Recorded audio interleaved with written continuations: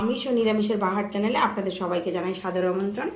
আজকে কিভাবে বাড়িতে সহজেই কাঁচা আমের ফ্লেভারের রসগোল্লা বানিয়ে নেওয়া যায় চলুন তাহলে দেখে নেওয়া যাক। প্রথমে আমি এখানে ছানাটা করার জন্য দুধ নিয়ে নেব।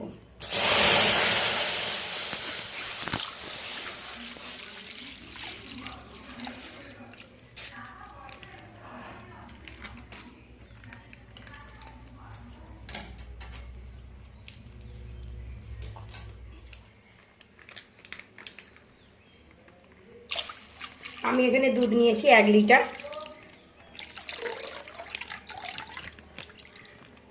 এটাকে ভালো করে জাল করে নেব, নিয়ে ছানাটা কাটিয়ে নেব। এটা ফুটে গেছে। আমি এখানে 2 টেবিল চামচ ভিনিগার আর 2 টেবিল চামচ জল নিয়েছি। এটা আমি অল্প অল্প করে দিয়ে ছানাটাকে কাটিয়ে নেব। অল্প অল্প দেব আর অল্প অল্প নাড়া দেব দুধটাকে।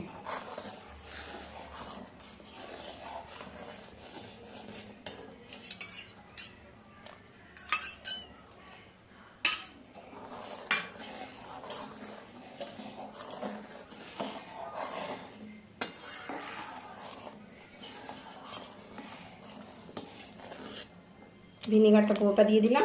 এবার আমি ছানাটাকে কাটিয়ে নেব।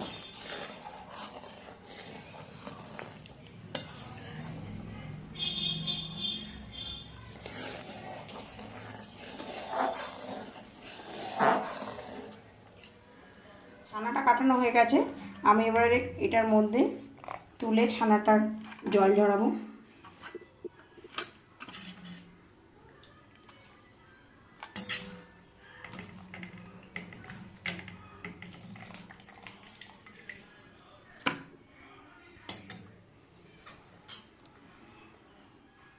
ঠান্ডা জল দিয়ে ধুয়ে নেব ভালো করে।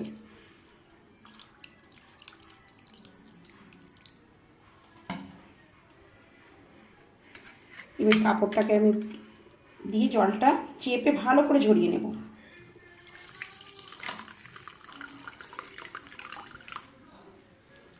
ছানাটা জল ঝরে গেছে, এটাকে আমি ভালো করে মেখে নেব।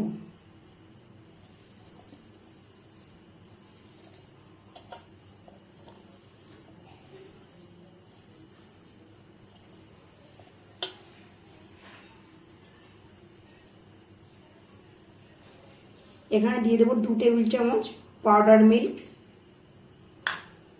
চা চামচের 1 চামচে ময়দা। এগুলো দিয়ে ভালো করে আমি মিশিয়ে নেব। ছানাটা আমার ভালো করে মেখে নেওয়া হয়ে গেছে। এখানে অ্যাড করব একটু সবুজ রঙের ফুড কালার।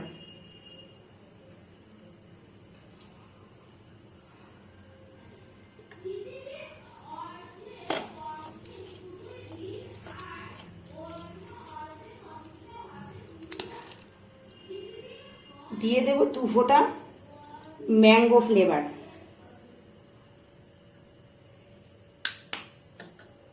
দিয়ে এটাকে ভালো করে আমি আবারও মিশিয়ে নেব। এখানে কালার আর ফ্লেভার মেশানো আমার হয়ে গেছে। এবার আমি বলগুলোকে করে নেব।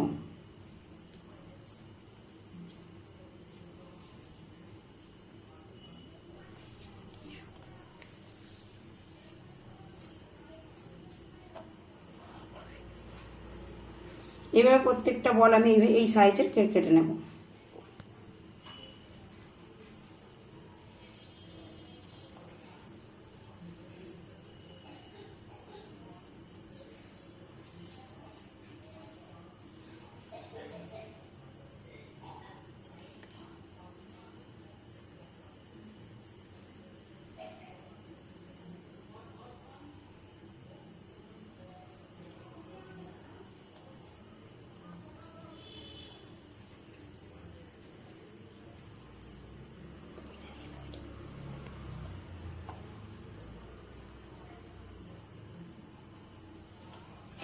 এবার প্রত্যেকটা এইভাবে আমি করে নেব। এখানে 1 বাটি চিনি নিয়েছি, চিনিটা ঢেলে দেব।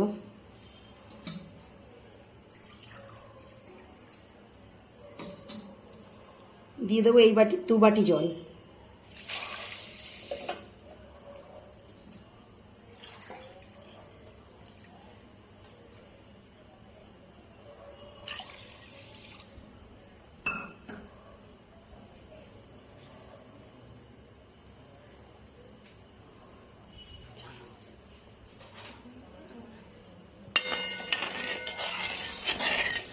চিনির শিরাটাকে ফুটিয়ে নেব।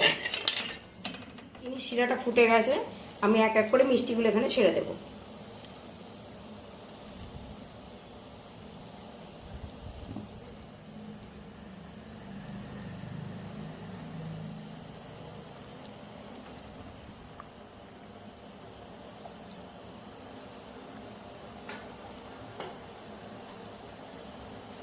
গ্যাসটাকে কমিয়ে 20 মিনিট আমি ঢাকা দিয়ে রাখবো। 20 মিনিট পরে ঢাকাটা সরিয়ে দেখবো কেমন হয়েছে।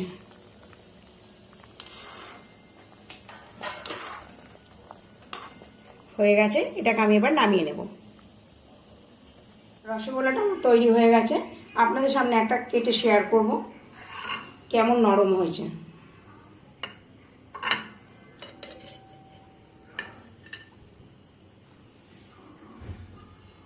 নরমটা খুব সুন্দর হয়েছে। আজকের রেসিপি কেমন লেগেছে অবশ্যই জানাবেন কমেন্টে। ভালো লেগে থাকলে লাইক, শেয়ার, কমেন্ট, সাবস্ক্রাইব করতে ভুলবেন না। সাবস্ক্রাইব করে চ্যানেলটির পাশে থাকবেন, পাশে থাকা বেল আইকনটি অবশ্যই প্রেস করে দেবেন। আবারও আপনাদের সঙ্গে দেখা হচ্ছে নতুন কোনো ভিডিওতে। ততক্ষণ ভালো থাকবেন, সুস্থ থাকবেন। ধন্যবাদ।